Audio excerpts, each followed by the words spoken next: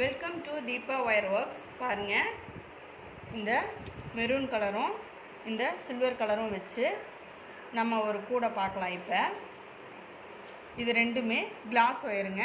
Apple brand glass wire எடுத்திருக்கேன்.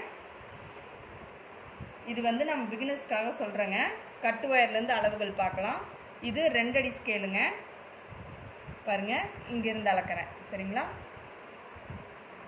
2, மறுபடியும் இந்த ஸ்கேல் அப்படியே சுற்றி வரணும் பின்பக்கமாக. 4, 6 அடி எடுத்திருக்கேன். சரிங்களா? 6 அடியும் கொஞ்சம் விட்டு கட் பண்ணுறேன். சரிங்களா?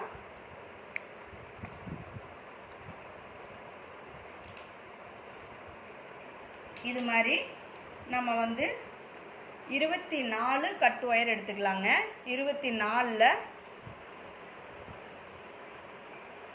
பாருங்கள், இதே அளவு வச்சு ஒரு ஒயர் கட் பண்ணிவிட்டு அதே அளவு வச்சு நாம் 24 ஒயர்கள் கட் பண்ணிக்கலாம். இப்போ நம்ம என்ன பண்ணலான்னா, பாருங்கள், ஒரு கட்டில் ஸ்டார்டிங்கும் எண்டும் 2 பகுதி இருக்கும். சரிங்களா? இந்த 2 பகுதியும் பிடிச்சி நம்ம இந்த கட் ஒயர் அளவு வச்சு இப்படி அளந்து 2 ஒயராக கட் பண்ணிக்கலாம். இப்படி 2 ஒயராக கட் பண்ணும்போது நம்மளுக்கு கொஞ்சம் ஃபாஸ்ட்டாக வேலை முடியும். அவ்வளோதான். பார்த்திங்களா? இப்போ நம்மளுக்கு 2 ஒயர் கிடச்சிருச்சு. வெளிப்பக்க ஒயர் தான் ஃபஸ்ட்டு அளவுக்கு வைக்கணுங்க. பாருங்கள், கட்டோட எண்டு பகுதி அதை வந்து ஃபஸ்ட்டு வச்சுக்கணும். ஸ்டார்டிங் பகுதி உள் பக்கமாக இருக்கும் இல்லைங்களா, அந்த ஒயரை செகண்டாக வச்சுக்கணும். சரிங்களா? இப்படி பக்கத்தில் வச்சுக்கணும். இந்த மாதிரி. ஓகேங்களா? இந்த மாதிரி வச்சு இப்படி பிடிச்சிட்டு இது பண்ணிங்கன்னா கட்டு கலையாமல் உங்களுக்கு கிடைக்கும்.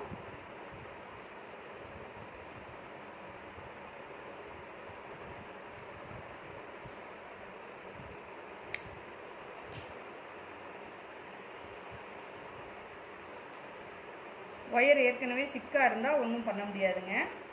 அது வந்து கட்டு கலைஞ்சு தான் வரும். கட்டு கலையாமல் வர்றதுன்னா நம்ம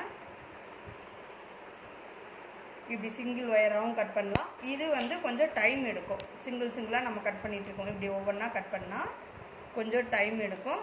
பட் ஆனால் பிகினர்ஸ்க்கு வந்து இதுதான் பெஸ்ட்டாக இருக்குங்க.